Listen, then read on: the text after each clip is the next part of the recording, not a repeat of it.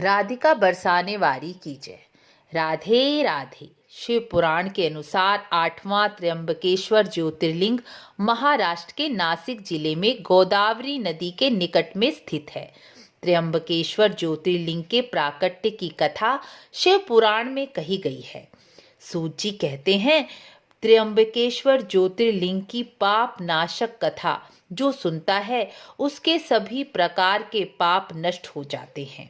पूर्व काल की बात है, गौतम नाम के एक विख्यात ऋषि मुनि हुए। वह बहुत धर्मात्मा थे। उनकी पत्नी अहिल्या भी बहुत धार्मिक स्वभाव की थी। दक्षिण दिशा में ब्रह्मगिरी पर्वत पर दोनों पति पत्नी रहा करते थे। एक समय वहां 100 वर्षों तक वर्षा रुक गई। भयानक अकाल पड़ गया। जल का नाम भी नहीं था। उस समय मुनि, मनुष्य, पशु, पक्षी सभी 10 दिशाओं में चले गए। अकाल के कारण, जल के अभाव के कारण वहां कोई भी मनुष्य नहीं रहा। केवल गौतम ऋषि और अहिल्या ही रह गए। उस समय गौतम मुनि ने 6 महीने तक वरुण देव का तप किया, जिससे वरुण देव प्रकट होकर बोले, वर मांगो। तब गौतम ऋषि ने कहा कि जिससे सबका भला हो वही कर दीजिए, अर्थात वर्षा कर दीजिए। वरुण देवता ने कहा, विधान के अनुसार मैं इस समय वर्षा नहीं कर सकता, लेकिन तुम्हारी इच्छा के अनुसार और तुम्हारे तप को देखकर मैं सदा अक्षय रहने वाला जल तुम्हें दे सकता हूँ।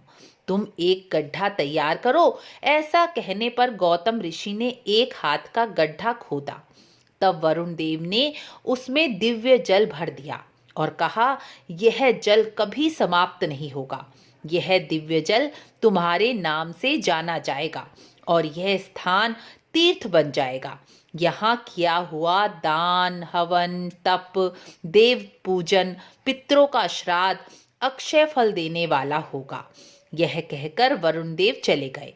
उस समय जल के कारण ऋषि सभी प्रकार के नित्य और धार्मिक कर्म करने लगे।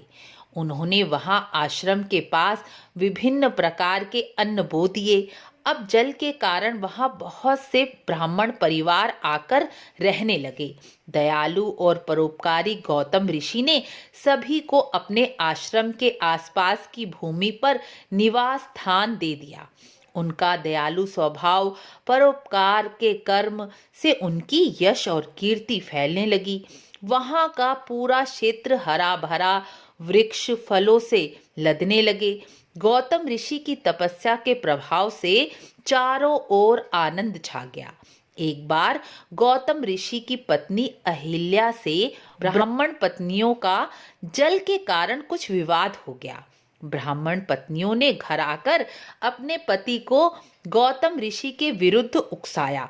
ब्राह्मण तो पहले से ही गौतम ऋषि की यश कीर्ति को देखकर जलते थे। पत्नियों के उकसाने पर वह और क्रोध में आ गए और सभी ब्राह्मणों ने मिलकर गणेश जी का घोर तप किया। भक्तवत्सल गणेश जी तप पूरा होने पर प्रकट होकर बोले, ब्राह्मणों वरदान मांगो, मैं तुम्हें वर दूंगा।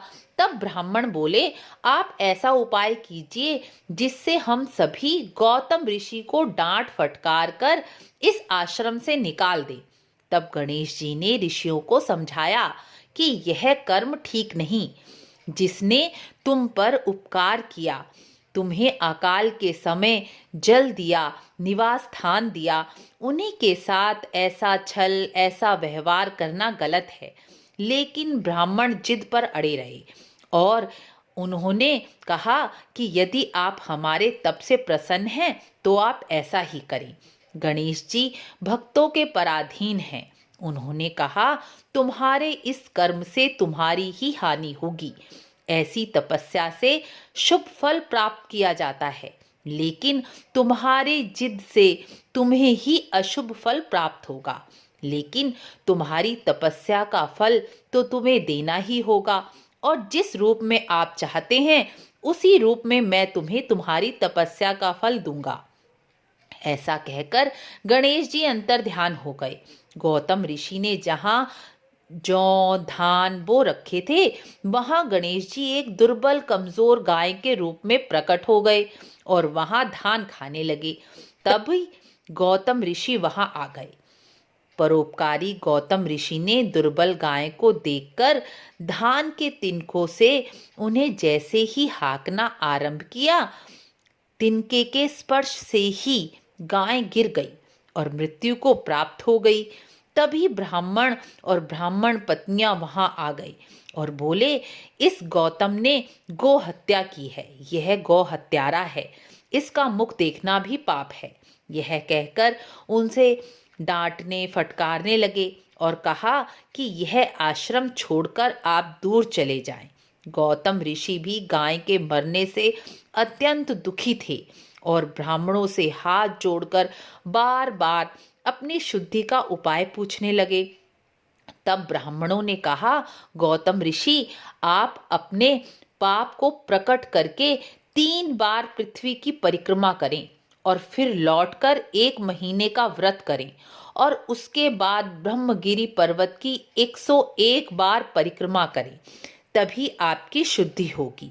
या आप 1 करोड़ पार्थिव शिवलिंग बनाकर महादेव का पूजन करें और गंगा जल से स्नान करके ब्रह्मगिरि पर्वत की 11 बार परिक्रमा करें।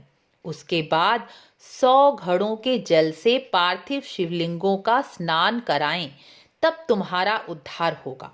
ब्राह्मण के इस प्रकार कहने पर गौतम ऋषि ने ब्राह्मणों की बात मान ली और कहा कि मैं 1 करोड़ पार्थिव शिवलिंगों का निर्माण करूंगा, पूजन करूंगा और परिक्रमा करके स्वयं को शुद्ध करूंगा। इस प्रकार गौतम ऋषि ने 1 करोड़ पार्थिव लिंगों का निर्माण किया, पूजन किया और उसको पूर्ण करने के बाद ब्रह्मगिरि पर्वत की परिक्रमा भी पूरी की। पूजन पूर्ण होने पर ही भगवान शिव और शिवा प्रकट हो गए। बोले, गौतम, मैं तुमसे अत्यंत प्रसन्न हूँ, तुम वर मांगो। तब दुखी गौतम ऋषि ने गो हत्या से दुखी होकर कहा कि हे भगवान, आप मुझे गो हत्या के पाप से मुक्त कर दीजिए, अर्थात शुद्ध कर दीजिए। तब महादेव जी बोले, तुम तो सदा ही पवित्र हो, तुम्हारे साथ छल हुआ है, तुम्हारा दर्शन पापों का नाश करने वाला है और उन ब्राह्मणों का दर्शन पाप को बढ़ाने वाला है। उन्होंने तुम्हारे साथ छल किया और तुम्हें आश्रम से निकाल दिया। तब परोपकारी गौतम बोले, नहीं, उन्होंने जो किया वह मेरे लिए तो अत्यंत श्रेष्ठ ही हुआ, क्योंकि इस कारण मुझे आपके दर्शन हुए। अब आप मुझे गंगा जल दीजिए, जिससे मैं पवित्र होकर यहाँ सबका उपकार कर सकूं। इस पर गंगा जी भी वहां प्रकट हो गई और महादेव जी से बोली, यदि आप यहाँ सदा के लिए स्थापित हो जाएं, तभी मैं यहाँ पर रहूंगी। इस प्रकार वहां सभी तीर्थ देवता ऋषि मुनि भी आ गए। तब सभी देवता बोले, जब तक बृहस्पति सिंह राशि में होंगे तब तक गंगा जी के तट पर यहाँ सभी देवता, विष्णु, शिव, तीर्थ और नदियां रहेंगे। यहाँ तक कि गंगा जी का नाम गोदावरी या गोमती नदी के नाम से विख्यात होगा और भगवान शिव यहाँ त्र्यंबकेश्वर ज्योतिर्लिंग, जो ब्रह्मा विष्णु महेश का साक्षात स्वरूप है, यहाँ स्थित होगा। शिव पुराण के अनुसार व्यवस्थ मनु के 28वें कलयुग तक यह शिवलिंग यहीं रहेगा। जिस समय बृहस्पति सिंह राशि में होगा, तब यहाँ सभी नदियाँ, तीर्थ, देवता, पुष्कर, सरोवर, गंगा, विष्णु सभी गौतमी नदी के निकट निवास करेंगे। तब तक गौतमी नदी के किनारे यहाँ सब तीर्थ रहेंगे। तब तक वह अपने स्थान पर उनका वहाँ कोई फल प्राप्त नहीं होगा। ऐसा कहकर भगवान शिव त्र्यंबकेश्वर ज्योतिर्लिंग के रूप में प्रकट हो गए। जो मनुष्य त्र्यंबकेश्वर ज्योतिर्लिंग का दर्शन पूजन करता है, वह समस्त पापों से मुक्त हो जाता है। गौतम ऋषि के द्वारा पूजित त्र्यंबकेश्वर ज्योतिर्लिंग का दर्शन गो हत्या, ब्रह्म हत्या के पाप का नाश करने वाला है और मोक्ष प्रदान करने वाला है। यहाँ की गई पितृ पूजा, काल सर्प पूजा का फल अक्षय हो जाता है। गौतम ऋषि के द्वारा यह कथा हमें यह भी समझाती है कि हमें अपने कर्म को हमेशा दूसरों का उपकार करने वाला ही बनाना चाहिए। यदि हमारे मन में दूसरों के प्रति भला करने की चाहत है तो भगवान हमारा हमेशा ही साथ देंगे। चाहे लोग हमसे कितने भी ईर्ष्या द्वेष करें, लेकिन हमारा कर्म दूसरों के लिए उपकार करने वाला ही होना चाहिए। यदि आपको भी त्र्यंबकेश्वर ज्योतिर्लिंग की कथा और महात्म्य अच्छा लगा हो तो चैनल को लाइक शेयर सब्सक्राइब अवश्य करें। मिलते हैं अगली वीडियो में। राधे राधे।